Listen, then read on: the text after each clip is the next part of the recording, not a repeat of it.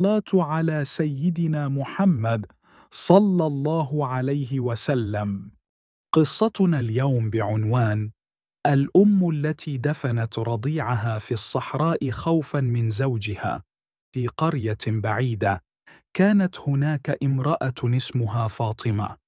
كانت طيبة القلب، هادئة، تحب الناس وتساعدهم، لكنها لم تكن سعيدة.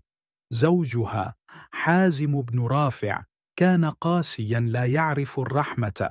كان حازم يصرخ كثيرا ويغضب من أبسط الأمور. كل أهل القرية كانوا يخافونه. لم يكن يحب الأطفال، وكان يقول دائما: الأولاد يسببون الهم، لا أريدهم في بيتي. إن ولد لي طفل سأدفنه بيدي.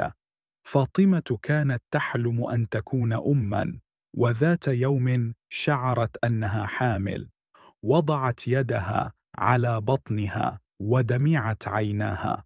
لم تعرف إن كانت تفرح أم تخاف. قالت في نفسها: لو عرف حازم سيقتل الطفل، ماذا أفعل؟ قررت أن تخفي الحمل. لبست ملابس واسعة ولم تخبر أحدا حتى أقرب صديقاتها. في يوم من الأيام عاد حازم إلى البيت غاضبا. قال لها: سمعت امرأة في السوق تقول إنك حامل، هل هذا صحيح؟ ترددت فاطمة قليلا، ثم قالت بصوت خافت: لا، ليس صحيحا. نظر إليها حازم نظرة مخيفة، ثم قال: إذا اكتشفت أنك تكذبين لا أرحمك. خرج وصفق الباب بقوة.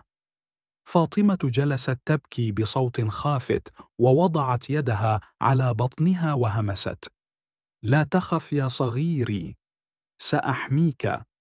في صباح اليوم التالي قررت فاطمة أن تلد بعيدا عن الناس. كانت تعرف مغارة مهجورة خارج القرية. قالت لنفسها: سأذهب هناك وحدي. خرجت فاطمة من بيتها قبل الفجر، تمشي بهدوء في الظلام. كانت تحمل كيسا صغيرا فيه بعض الطعام وقطعة قماش قديمة. قلبها يخفق بسرعة والخوف يملأها. كانت تتجه إلى مغارة قديمة في طرف الصحراء لا يذهب إليها أحد. كانت تعرف هذا المكان منذ أن كانت صغيرة.